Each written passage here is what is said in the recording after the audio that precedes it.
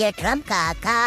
کاکا پوتین د نچخړیت پخړیت کو پزمکه باندې نه باسلو کومک را سره وکړه کومک چمړی رانه وباسلي ته خیر دی یا ټرمپ کاکا یاره کمکل زیلینسکي خبره د سیده کنه چې تا ته چا ویلي جنګ کوه چې زورې نه لري نو جنګونه دې چیشته کول و زیلینسکي او کمکل زیلینسکي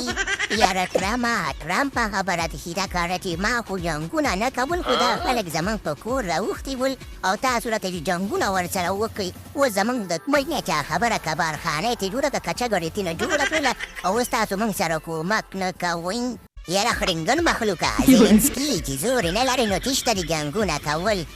وی زنده باد اشرف غني بابا چې جنګونه یې ونه کړه هغې ته هم دې تو چل جوړ کړی چې جنګ به وکړي خو جنګ یې ونه کړو لاړو د وطن نه او ته به هم په دغسې په کلاره بل یو ته ځان تسلیم کړی ولو و زیلینسکي دا خواسین هم به ستاسو د تره زامن دي و پوتینه دا څه ظلمونه دې شروع کړي دي یاره جانان موبینه د غواګانو والا جانان موبینه دوی کوم ځان طالبان ښکارېدل خبره دې سیده کنه چې ځان ورته ډېر زورور ښکارېدل ما بل چې راشه لږې چخرید پخرید کمه نو موږ سره چې زور وهي بیا موږ خو یې په ځمکه نه راباسو کنه و د غواګانو والا جنرال موبینه یاره پوتینه نو ډېر غټ ظالم یې کنه ظلمونه دې شروع کړي دي ظلمونه ولکه ټرمپه دقیقو باندې دا شهباز شریف هم چا خبره یو څو ګوسې وله یو څو توپونه پرې راوله چې دا شهباز شریف هم لږ چخرید پخرید که کنه و ټرمه یاره جنرال موبینه د غواګانو سره دې وخت تېر کړو داسې ساده شوې خبره ده سیده کنه چې قرضاري چا وژلي نه دي موږ قرضاري نه وژنو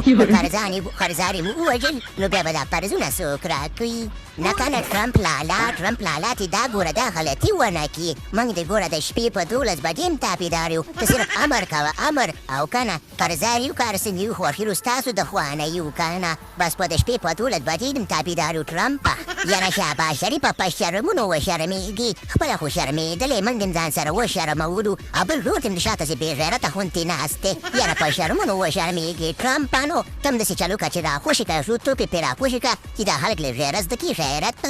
یاره خانه عمران خانه په موږ ټولو باندې ګرانه که رښتیا را باندې وې که نه دا رمې در پسې خوړین دی پر زړه باندې مې ګولې ولاړې دي رمې در پسې چاکړیت پاخړیت دی او رمې در پسې ډېر خفه شوی دی غمګین شوی دی په زړه کې مې سوړه شوې ده ډېر در پسې خفه یم چې په جیل کې پروت دی الله پاک دې راخلاص که وایي عمران خان په موږ ګرانه